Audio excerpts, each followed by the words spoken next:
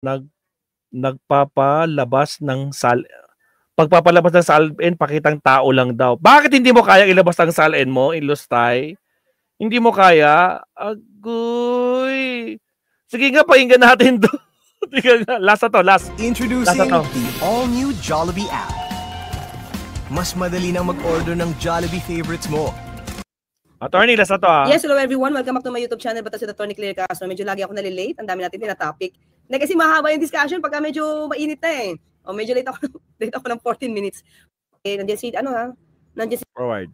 Hala, matagal na daw pwedeng makuha ang SALN. Kaya itong lessen ng restriction ng ombudsman para mas madali ang access ng publiko sa SALN ng public officials ay drama lang daw. Ulitin natin ha. Okay. Ang bagong memo ni Ombudsman Remulla, drama o pakitang tao lamang daw. Patunay raw nito ay si VP Sara, dati nang lalabas ng PCIJ, ang Philippine Center for Investigative Journalism, ang kanyang mga SALN. Ito po ang sabi ng Vice Presidente. Dati pa naman po pwede mo nilang SALN eh. Matter of hihingi ka sa ombudsman, magsusulat ka, ang hihingi ng SALN ng tao na yan. At bakit ko nasabi na dati pa yan? Dahil dati pa lumalabas ang SALN ko sa PCIJ. Mga ka-clear, pero naman tayo eh. Kaya ka na pagsasabihan wala kang alam sa news eh. Nakalimutan mo na ba na itong si Ombudsman Martires, ayaw. siya yung nag-restriction. Tama. Nabigyan ng restriction para hindi madali ma-access. May amnesia na siya, attorney. Ganyan talaga, kapag nalustay na, nakakalimutan na. Ang SALN. Tignan mo yung sa PCIJ, kailan ang huli? 2021. Sige. Kung pakitang tao lang, sige nga, VP Sara, pakita mo sa tao ang SALN mo. Ang SALN na walang doctorate degree. Ayan, Mark Escano. Tignan natin pagiging Ombudsman Remulla, pakisilip yung kaso ni Roque sa land grabbing. Uy, oo nga, Shiro, tama. Paging, Ombudsman Remulla. Pakisilip yung kaso ni Roque sa land grabbing. Oo nga, medyo nakakatulugan yon. Teka lang ha, PCIJ. MUG, nandiyan ka ba? Dapat mabuhayan ka na ng loob. PCIJ Wealth. Alam ko, 2017 ang huli eh. 29. Ito. Okay. Pakita mo. Nilabas na natin yan, attorney. Pakita mo yan, attorney. Pakita mo. Ang huli ay 2017, mga kaya. Pakita ko ha. Ito yung sinasabi yung PCIJ. Kaya nga medyo nataranta sila dito kasi talaga inisa-isa to, mga kliro. 2017, PCIJ. SALN of Rodrigo Duterte. 20-year trail. Ba? Pero tingin niya ba? Lahat nakadeclare dyan. Diba? 28 million lang ba yan? Ito, mga ka-clear. Punta tayo kay Sara Duterte. Pakita mo kay Sara. Hindi ko alam kung alam nyo na ito, mga ka-clear. Nyo to, ha? This is Sara Duterte, ha? Imagine mo. 2007, halos kakapasan niya pa lang. 2006 siya, pumasa sa bar. 2006 siya, pumasa sa bar. Natin nga. Ayan. Sara Duterte passed the bar in 2005. Malabas dito, 2005. A bar exam into 20... Wait Inday Sara is not just a lawyer. She also passed. She took the bar exam in the year 2005 and passed it in her first try in the year 2006. 2006 yung result. 2005 nag-bar, 2006 yung result. Kaya 2000... One take. One take. Ayan, may maiinggit na naman dito. One take lang siya. Okay? Dito, tingnan natin First try, First try. Yan, tama. Inday Sara passed the bar exams on her first try and was admitted to the bar in 2006. Ito ko na lang. Ito yung title. Okay. Pakita ko lang. 2006 Sige, good news yan. Okay, good news yan. Bar exam top notcher na batchmate umano ni VP Sara nag-react kay Attorney Bruce. Bakit? Sinday passed the bar first try. Tingnan natin, subalit sa pagkakatrigger sa mga netizen ay nagparinig umatong pakita nung sa ilang beses siyang, teka lang, may issue pala to. May issue pala. Napareact dito ang mga netizen inakusahan ng abogado na ang pinarinigan daw niya ay presidential candidate. Si VP Lenny. Okay. Magandang pamalag ito si Atty. Rivera at pinipensa ng kanyang sarili na magkakaiba at halos tulad. Sinabi ko lang na one take si Inday sa bar. Bakit galit ang mga Lenista? Wala pa. Okay, basta first try daw. Okay, nandyan, sabi. So, O, ngayon, punta tayo dito sa PCIJ.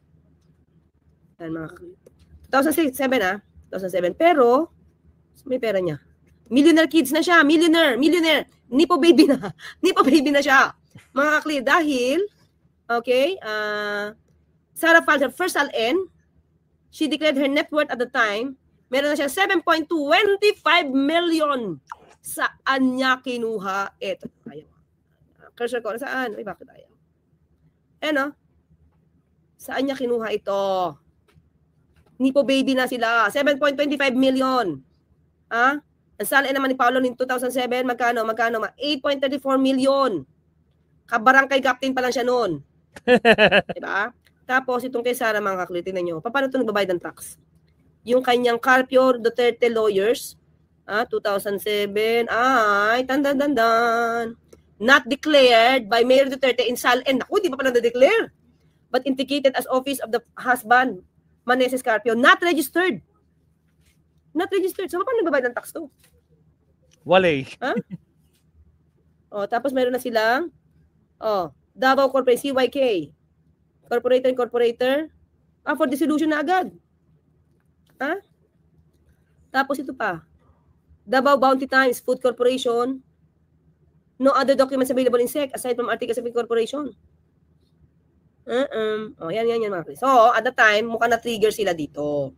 So, okay, biglang, eto na.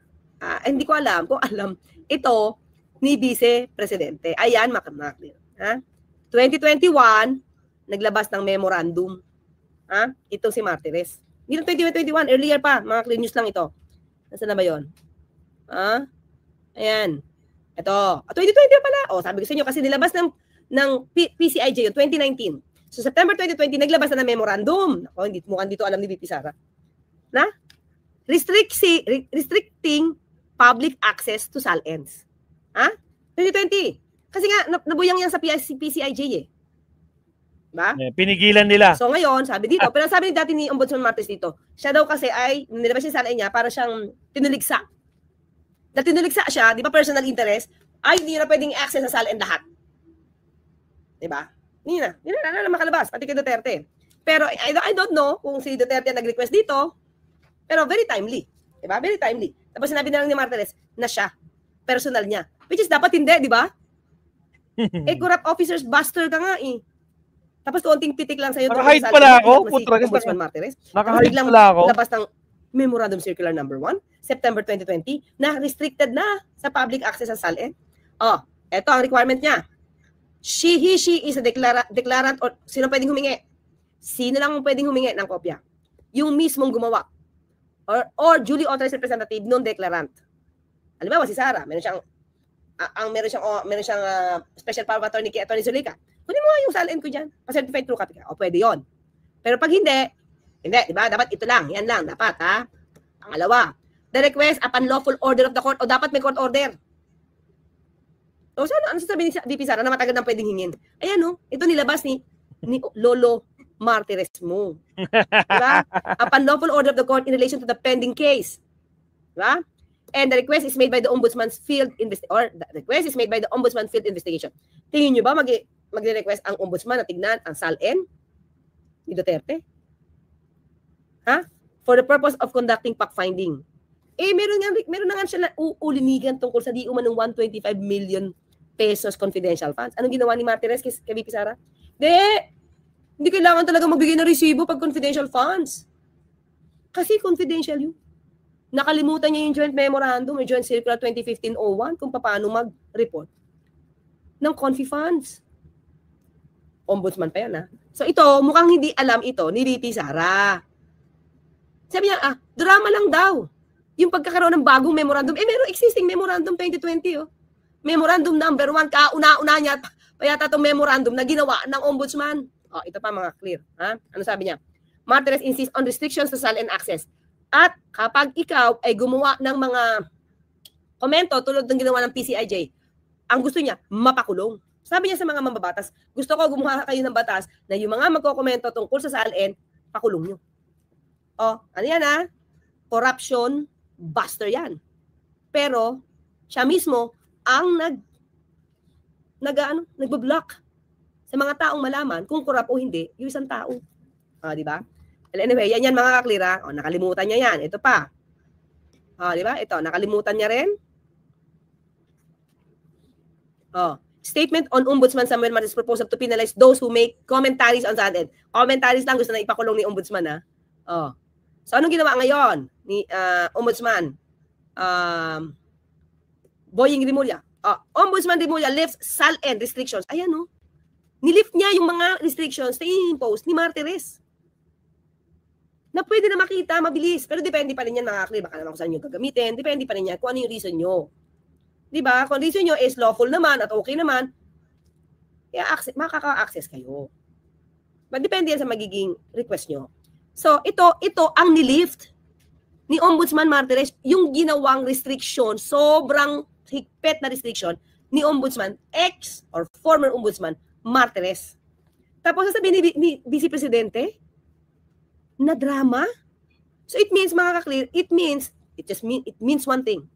Hindi niya alam ang nangyayari sa bansa. Hindi niya alam, lumalabas, kung ano yung ginawa ni Martirez na pumabor sa pamilya ng Duterte nung nagkaroon ng restrictions sa SALN, paglabas ng SALN. Diba? Tuloy. Sa Philippine Center for Investigative Journalism. Ay, hindi lang sa kanila sa ibang mga media outfit. Hindi nga. Kasi may restrictions kaya si Martirez. Ba't di ba ito alam? Talas yung SALN ko. In fact, si Delianes nga, may kopya nga ng SALN ko. Hindi. Prior to that. Kaya nga nagkaroon ng access si Carandang, Deputy Ombudsman Carandang. Kasi wala pang problema sa SALN noon. Ang ombudsman at that time, si Conchita Morales. Hindi pa si Martirez. Nung si Martirez na ang umupo, yun na, nagkawindang-windang na. So, di niya alam. Yung tungkol sa mga bank records, mga kaklir, nakuha yan ni Senator Trillanes nung pinatawag ng Deputy Ombudsman yung AMLAC. Panahon ni Ma'am Conchita Morales. Hindi sa panahon ni Martirez. Tandaan nyo yun, Kasi at that time, di ba, gusto nang patanggal ni dating Pangulong Duterte itong si Carandang. Sabi ni Morales, no. Sabi ni Conchita Morales, no, you can't do that. You do not have power over us. You don't have the disciplinary authority over the ombudsman. So you cannot do that. Nung pumalita si Martirez, Chugi, tanggal sa posisyon si Carandang. Kasi bakit? Siya yung nagpalabas at nagpa-interview tungkol sa pera ni dating Pangulong Duterte na sinumite ng AMLAC. Kaya nagkaroon ng kopya itong si Senator Trillanes. Yung pala yun. Violate. Galing iyon. Galing iyon sa AMLAC. So ayun daw, nakukuha naman pala ng PCIJ ang SALN ng Vice Presidente. Kailangan mo lang magsulat sa So confirm talaga, yung mga siniwalat ni Senator Trillanes na mga bank account silang mag-ama na joint account nila, doon pala galing sa AMLAC. Paktay ka ngayon. Ako to talagang legit. Di ba? Kaya pala pag meron kang gustong ihulugan doon sa mga bank accounts na yun, tinatanggap pa din. Ay, now malinaw na. Kaya naman pala. Now we know. SALN. Nako mo, Sara, ipakita mo na yung SALN mo. Latest mo, siguraduhin mo yung 2019, 2020, hanggang 2025. Maging transparent ka naman, Sara. Matragis. Hindi mo kaya, no? Hindi mo kaya ginagawa ng mga ibang politiko. Nako pa, hinihintay namin ang SALN nyo, mga garapata kayo, no? Hinihintay namin, no? Sige, tuloy. Ombudsman para makahingi ng kopya. Kaya pinabuti namin tanungin ang mismong PCIJ. Totoo nga bang nakakuha sila ng SALN ni Sara Duterte? Ang sagot nila, matagal nang hindi. Ayon kay dating PCIJ Director Carmen. Matagal nang hindi. Kasi nga pinutol niyo.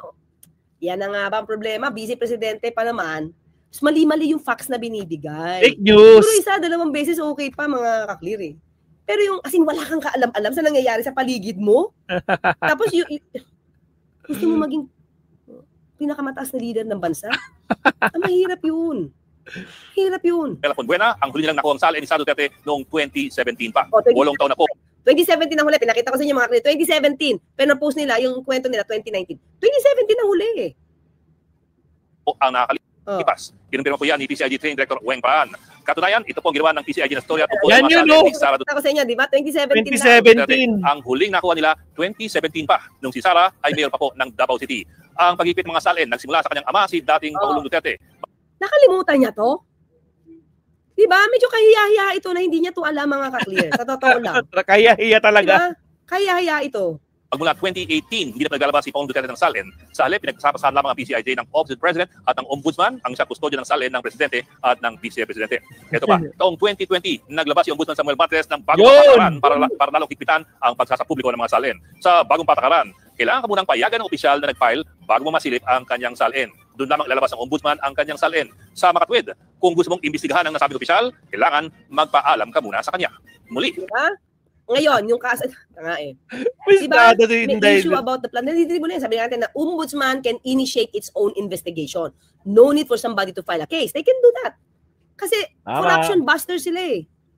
Pero inimbestigahan niya ba kung ano yung SALN ni VP Sara? Hindi. Ni Martinez, ha? Diba hindi? Nagpasapasal lamang ng Ombudsman at ang Office of the President, ang PCIJ at ang lahat ng humingi ng SALN ng Presidente at ng Vice Presidente. Noong nakaraang taon lamang, nagpetisyon si Atty. Dino de Leon sa Ombudsman na i-release ang SALN ng Presidente at ng Vice. 2024 po. Wala rin nangyari sa kanyang petisyon. So ano pong lumalabas? Una, hindi madadaan sa simpleng request letter si dating Ombudsman Martres. Kailangan mo nga ng paalam mula sa iyong iimbestigahan. Pangalawa, hindi umasahan na kusang magsasapubliko ng SALN ang mga nasabing opisyal. At pangatlo, wala talaga nakuha ang SALN ang PCIJ, ni Rodrigo o ni Sara Duterte matapos ang taong 2017 at 2025 na po ngayon. Kaya kahit paano natuwa ang marami nang niluwagan ng kaunti ang requirements ng bagong ombudsman. Pero tapos ngayon, sasabihin ni Sara Duterte, sabi sa inyo mga kri, wala siyang magandang salita sa ibang mga sangay ng gobyerno. Siya lang ang magaling. Siya lang ang matino. Siya lang ang nagtatrabaho. Agoy. Diba? Siya lang. Tunog, attorney. Base sa kanya yon, ha? Base sa kanya yon, siya lang ang pinakamatinong leader ng bansa ngayon. Siya ang pinaka hindi corrupt na leader ng bansa ngayon. Kaya tinutulig sa niya ngayon. Di ba? Na ngayon maraming corruption. Oh. Of course, kasi pinapakita ng Pangulong Marcos Jr. Pinakita niya. Kaya yung iba ng mga politiko, taranta na. Diba? Pilit nililinis ang sarili, mga ka-clear.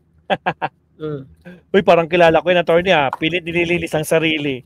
Okay, so, tuloy tayo. Tuloy. Pero ito nga po, hindi naman sana problema ito kung kusang maglalabas ng SALN ng mga opisyal ng gobyerno, maging presidente, vice-presidente, senador o congressman. Taon-taon naman, may mangilang-ilang opisyal na kusang naglalabas ng kanilang mga SALN. Yun nga lang, madalas po, ito ay mga nasa oposisyon. Kung pagbabasihan mo lang kasi ang batas at ang konstitusyon, ang hinihiling po sa lahat, maging administrasyon o oposisyon, ay transparency sa SALN at hindi ang pag-iigpit.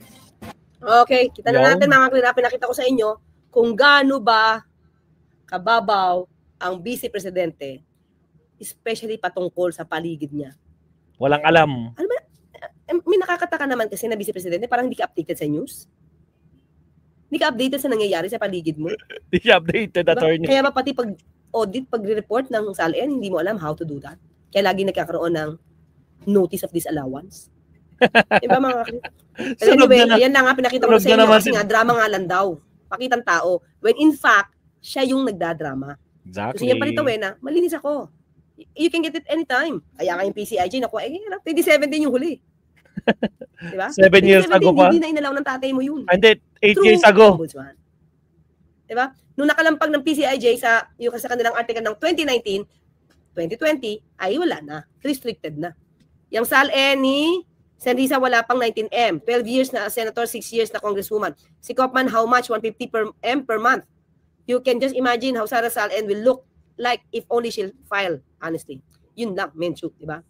Okay, mga ka-clear. Isa na lang topic tayo. Ang topic natin, ayun na. Ano nangyaring misteryo?